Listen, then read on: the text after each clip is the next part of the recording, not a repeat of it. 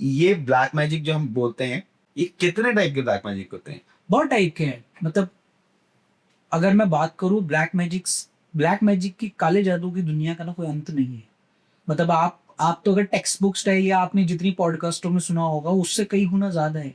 मैं मैं एक किताब लिख रहा हूँ, अघोर मानस जी, ठीक है, जिसमें ऐसी ऐसी चीजों के बारे में जिक्र करे हैं जो कि कभी आपने कहीं सुनी नहीं होगी, ना कोई बात भी करेगा, क्योंकि जो बात करने वाले हैं वो बाहर आते ही नहीं है। ठीक है, जिन्होंने हमें ये बताया है या हमारे उस्ताद है, जो गुरु हैं, या जो रियल अघोर तंत्र से जुड़े हुए हैं, वो तो कंदर गुफाओं में बैठे हुए हैं, वो आपकी पॉडकास्ट पे तो आएंगे नहीं, और जितने आते हैं वो उल जलूल बातें कुछ भी बोल कर चले जाते हैं। ठीक है, तो ये बहुत टाइप का है। लेकिन अगर अगर हम बात करें तो क्लासिक डेफिनेशंस की, तो 6 टाइप के अभिचार हैं, अभिचार कहते हैं इनको, जिसमें मारन, मोहन, वशीकरण और कुचाटन, ये कुछ क्रियाएं हैं।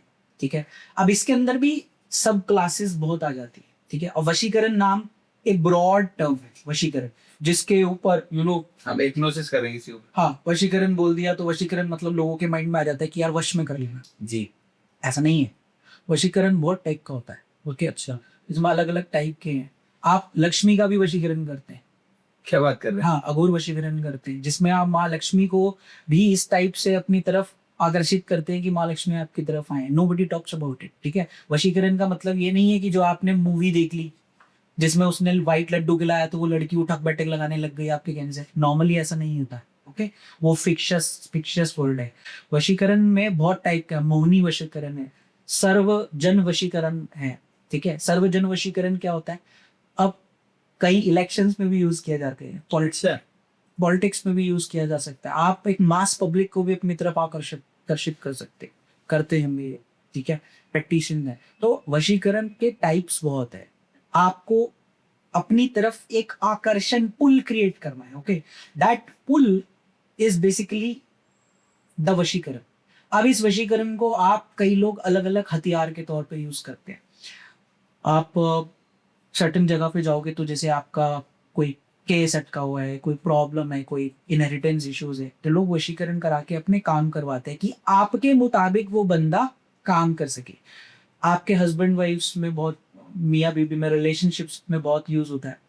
मेरे पास अक्सर फोन आते रहते हैं आशिकों के कि हमारी ये जो है लड़की के लिए वशीकरण करना है। So I do, my people don't even attend those things. तो वशीकरण, अब इसके ऊपर मारन।